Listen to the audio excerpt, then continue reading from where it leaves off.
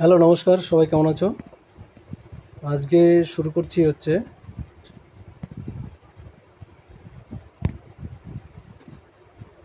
লসাগু এবং গসাগু, এলসিএম এবং এইচসিএফ দুটো একসাথেই করব পরপর। লিস্ট, এলসিএম কথার অর্থ হচ্ছে list common multiple. List common multiple মানে হচ্ছে আমাদের দেখতে হবে লসাগু, মানে যেটাকে বলা হচ্ছে লসাগু। এবার লসাগু কথার অর্থ কী?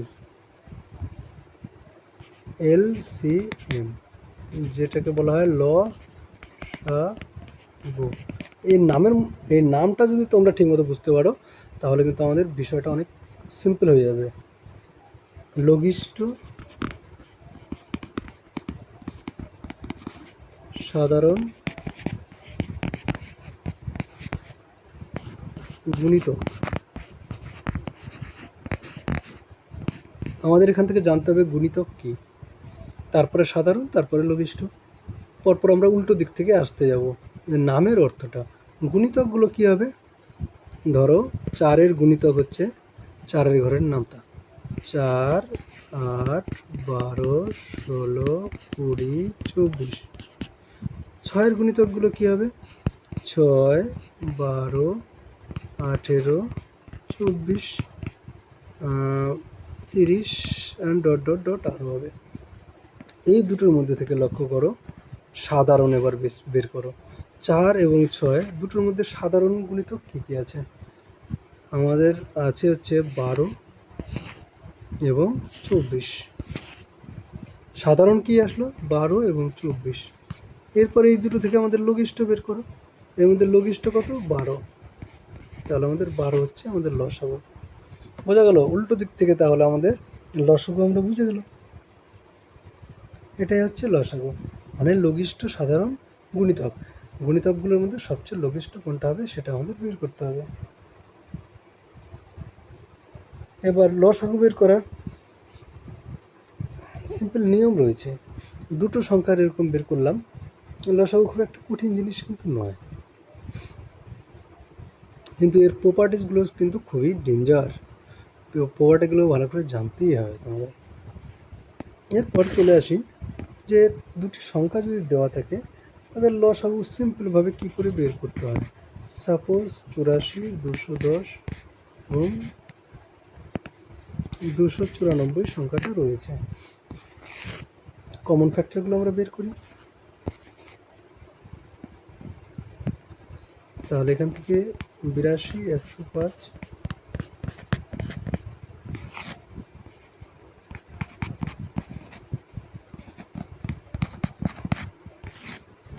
এবার 7 দিয়ে যাবে। আর কিন্তু আমাদের কমন নেই, তাহলে এই কটা মাত্র পেলাম কমন লসাগুর, 2, 3 এবং 7। তাহলে 2, 3 এবং 7, তার সঙ্গে আমাদের গুণ করতে হবে যেগুলো আমাদের ফ্যাক্টর পাইনি, সেগুলোও গুণ করে দিতে হবে। 2 গুণিত 5 গুণিত 7, সবগুলোকে গুণ করলে আমরা যে সংখ্যাটা পাবো 340, এটা আমাদের লসাগু। এই লসাগু এরকম একটা সংখ্যা যেই সংখ্যাটাকে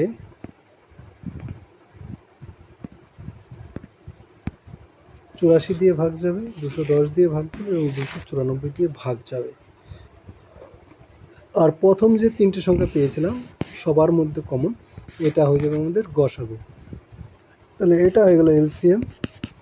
আর 2 গুণিত 3 গুণিত 7, এখানে যে পাবো 42, সেটা আমাদের হয়ে যাবে এইচসিএফ। এইচসিএফ পরে আলোচনা করি, আগে এলসিএমটা বলি। তাহলে এই এলসিএমটা এরকম একটা সংখ্যা যেগুলো হচ্ছে প্রত্যেকটা সংখ্যা দিয়ে ভাগ করা যাবে।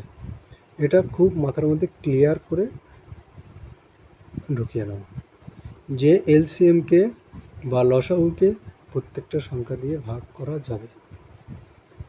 হয়ে গেল আমাদের। তাহলে এলসিএম খুব সিম্পলভাবে বলে দিলাম যে এলসিএম, লসাগু, লঘিষ্ঠ সাধারণ গুণনীয়ক কী করে আমরা বের করতে পারি, এবং তার একটা দুটো প্রপার্টিস কিন্তু বলে দিলাম।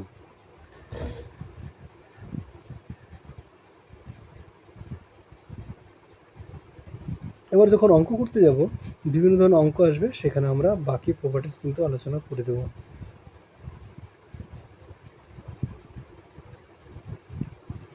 তার আগে আমরা HCF বা গসাগু সম্পর্কে একটু সিম্পলভাবে বলি। HCF যাকে বাংলায় বলা হবে গসাগু, এর পুরো নাম কি? গরিষ্ঠ সাধারণ গুণনীয়ক।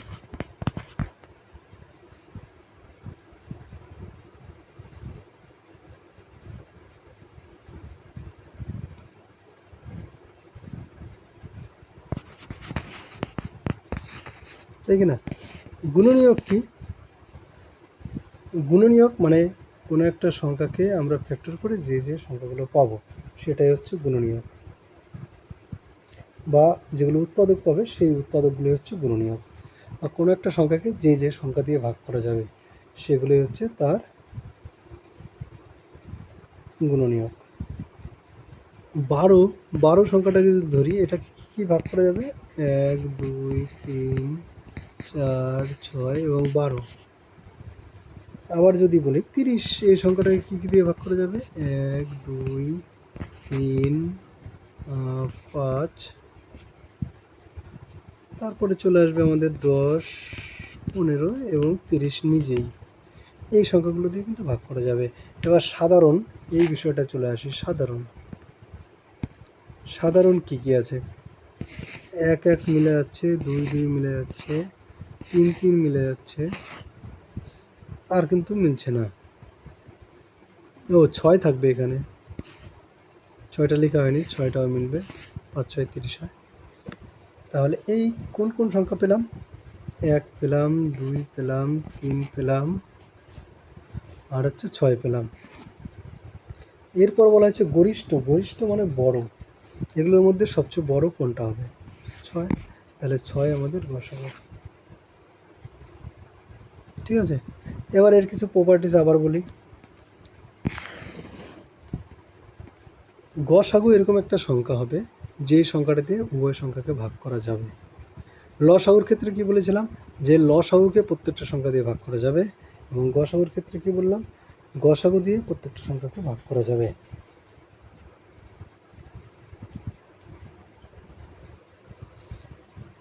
এবার যদি আরও আসে যে লসাগু এবং গসাগুর দুটো কিন্তু প্রপার্টিস আছে।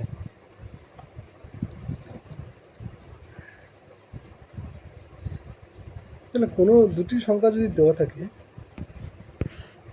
কোনো একটা দুটি সংখ্যা দেওয়া রয়েছে যার অনুপাত দেওয়া থাকবে, সেখান থেকে আমরা লসাগু বলে দেওয়া থাকবে, গসাগু বলে দেওয়া থাকবে, সেখান থেকে আমাদের সংখ্যাগুলো আনতে হবে। অনুপাত থেকে আমাদের লসাগু গসাগু কিন্তু আনতে হবে। কিন্তু এই বেসিক জায়গাটা যদি তোমাদের জানা থাকে, সেখান থেকে কিন্তু পটপট করে তোমরা বের করতে পারবে। তাই লসাগু গসাগুর কিছু কমন নিয়ম আছে, যেমন সংখ্যা গুণ সংখ্যা। দুটো সংখ্যা ধরে দেওয়া আছে, সংখ্যা দুটির গুণফল। এটা হচ্ছে প্রথম সংখ্যা, এটা হচ্ছে দ্বিতীয় সংখ্যা। দুটো সংখ্যার গুণফল, প্রথম সংখ্যা এবং দ্বিতীয় সংখ্যার গুণফল সংখ্যা দুটির গুণফলের সাথে, মানে সংখ্যা দুটির গুণফল লসাগু এবং গসাগুর গুণফলের সাথে সমান হবে। LCM গণিত HCF। এটা একটা বিখ্যাত প্রপার্টিস, এটা বিখ্যাত সিদ্ধান্ত। এটা আমাদের প্রতি পদে পদে যে কোনো অঙ্ক করতে কিন্তু কাজে লাগবে। এবার কিছু জিনিস রয়েছে যেটা হচ্ছে আমাদের ভগ্নাংশের লসাগু এবং গসাগু বের করা, সেই জায়গাটা আমি একটু বলছি।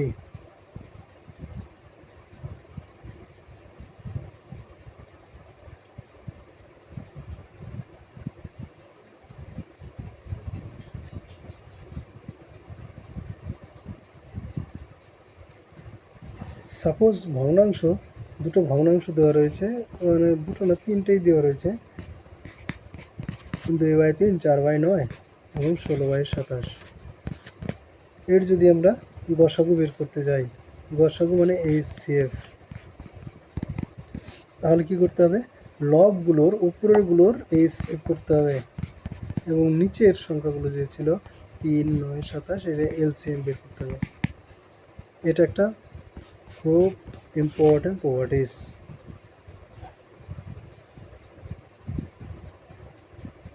আর একই রকমভাবে ভগ্নাংশগুলোর যদি আমরা লসাগু বের করতে চাই,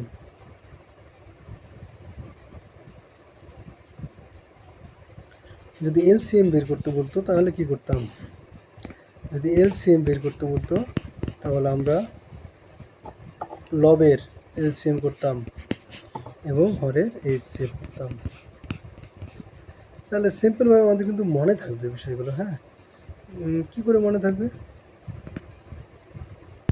এখানে যেটা আছে HCF,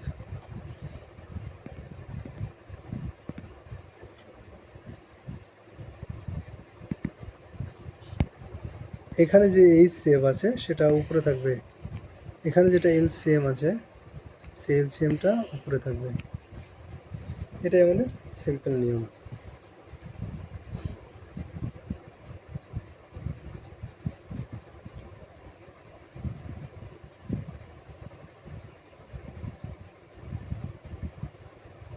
আর বাকি যেগুলো প্রপার্টিস আছে সেগুলো অঙ্কের মাধ্যমে পড়ালেই সিম্পল হবে। তাহলে আজকের আমাদের HCF এবং LCM এর ক্লাস এই পর্যন্তই থিওরি। থ্যাংক ইউ সবাইকে।